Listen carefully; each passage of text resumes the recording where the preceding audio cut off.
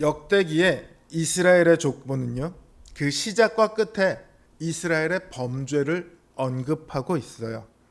이러한 언급은 이스라엘의 약속의 땅에 들어갈 때부터 바벨론에 의해 멸망당할 때까지 그들의 모든 시대가 범죄로 가득 차 있다는 것을 보여줍니다.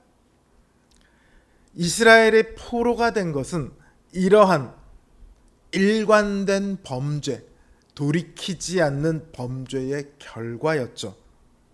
그런데 그 족보는요, 오늘 본문인 9장에서 보면 포로 생활에서 돌아와 예루살렘과 그 주변 성읍에 정착한 사람들의 명단으로 마무리가 됩니다.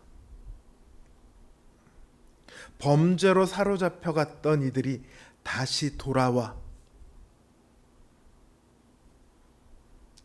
그 하나님께서 약속하신 땅에 정착한 일, 이것은 회복이 시작되었음을 의미합니다. 레위기 26장 40절에서 42절을 보면요, 이스라엘이 포로로 잡히기도 한참 전이죠. 레위기면 그때 하나님께서는 뭐라고 말씀하시냐면, 이스라엘이 죄를 고백하고 주님 앞에 자신을 낮추면 아브라함, 이삭, 야곱과 맺은 언약을 기억하고 그 땅을 기억하겠다, 이렇게 약속하셨습니다. 하나님께서는 이제 이 약속을 이행하고 계시죠. 그런데 이 회복은요, 놀랍게도 남유다만의 회복은 아닙니다. 이 명단에는 남유다에 속해 있던 유다와 베냐민뿐만 아니라 북이스라엘에 속해 있던 에브라임과 므낫세 그 자손의 명단도 같이 들어 있습니다.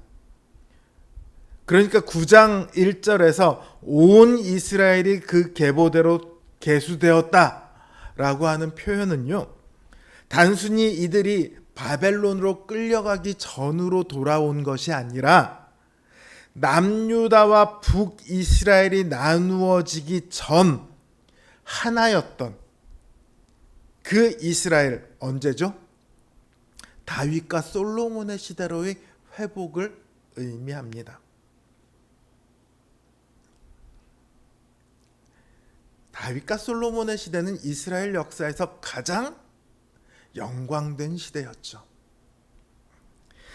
그러나 회복이 비록 시작은 되었지만 아직 완전히 이루어지지는 않았습니다. 여전히 그들의 땅은 황폐화되어 있고 그들의 주변은 대적들로 가득합니다. 그 회복의 끝은 하나님께서 약속하신 안식이에요.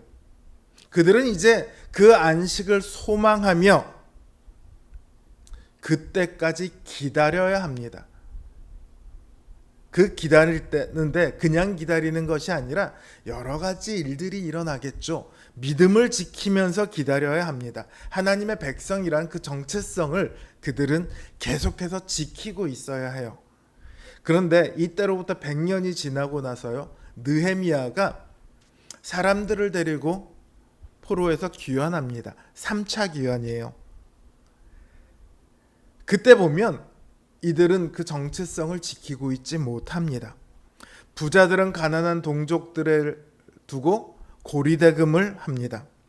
그들의 성전은 이방인들에게 방을 내줍니다. 11조를 하지 않아서 레위인들은 쫄쫄 굶고 있습니다.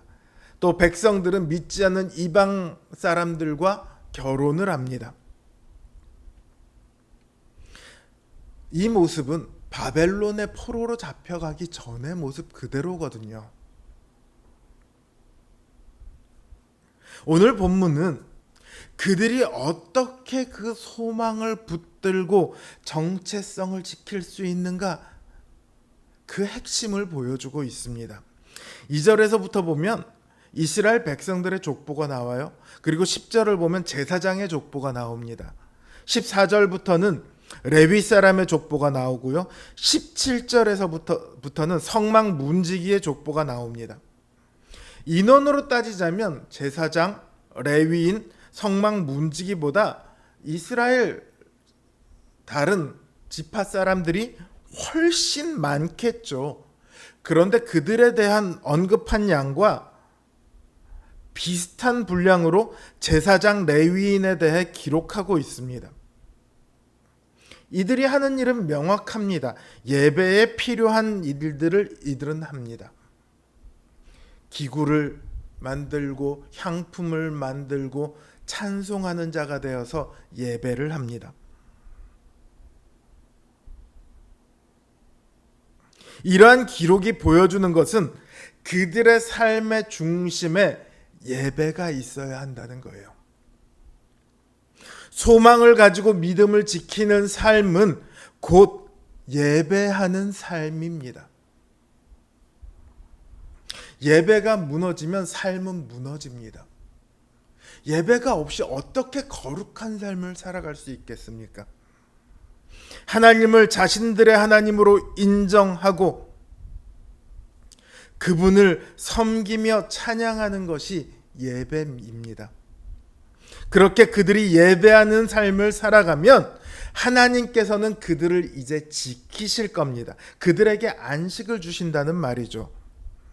이게 오늘 본문에서 보면 전체 이스라엘의 족보보다 더 긴 분량으로 차지하고 있는 성막 문지기가 의미하는 거예요.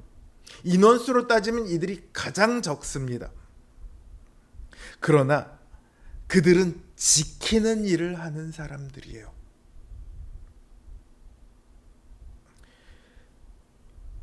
완전한 안식이 오기까지 하나님께서는 매일매일 그들을 지키시며 그들에게 안식을, 그날그날의 안식을 주실 겁니다. 오늘 우리도 안식의 소망을 가지고 살아갑니다. 우리가 바라는 천국을 성경은 안식이라고 표현하죠.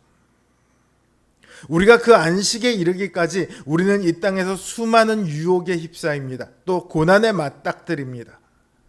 그 많은 일들 속에서 우리는 신자라는 우리의 정체성을 지켜야 합니다. 하나님과 예수님을 향한 그 믿음을 무너뜨려서는 안 됩니다. 그러기 위해서는 우리의 삶이 예배가 되어야만 합니다. 이 시대는 그 어느 때보다 예배가 많은 시대입니다. 유튜브를 뒤져보면 예배 영상이 수도 없이 나옵니다. 그러나 동시에 그렇기 때문에 오히려 예배에 소홀하기 쉬운 시대입니다. 예배가 너무 흔한 걸까요?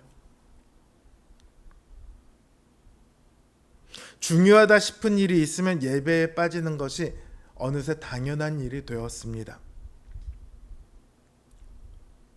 그러나 여러분, 예배가 가장 중요합니다. 예배가 가장 우선이 되어야 됩니다. 왜냐하면 그 예배에 우리의 안식이 달려있기 때문입니다.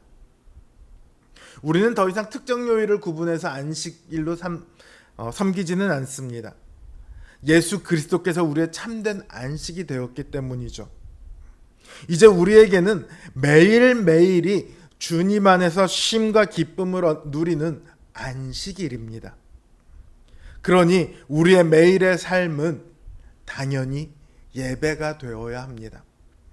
매 순간 하나님을 기억하고 그분의 뜻대로 살아가는 것, 그게 바로 하나님께서 원하시는 예배예요. 일상의 모든 순간이 예배가 될 때 우리는 진정한 의미의 안식을 경험할 수 있습니다. 사랑하는 성도 여러분, 여러분은 지금 어떤 소망을 붙들고 살아가십니까? 저 영원한 천국, 참된 안식을 바라고 계십니까? 그렇다면 오늘 여러분의 하루를 돌아보시기 바랍니다. 오늘 여러분의 삶은 예배였습니까? 그 일상의 분주함 속에서 하나님을 기억하고 하나님을 섬기는 시간들이었습니까? 나의 모든 순간이 그 하나님의 영광을 위한 순간이었습니까? 우리의 매일매일이 예배가 될 때 하나님께서는 이 땅에서의 그 수많은 고난과 유혹에도 우리에게 참된 안식을 허락하실 것입니다. 주님 안에서 매일의 삶이 예배가 되어 그 안식을 풍성히 누리시는 우리 성도님들 되시기를 주님의 이름으로 기원합니다.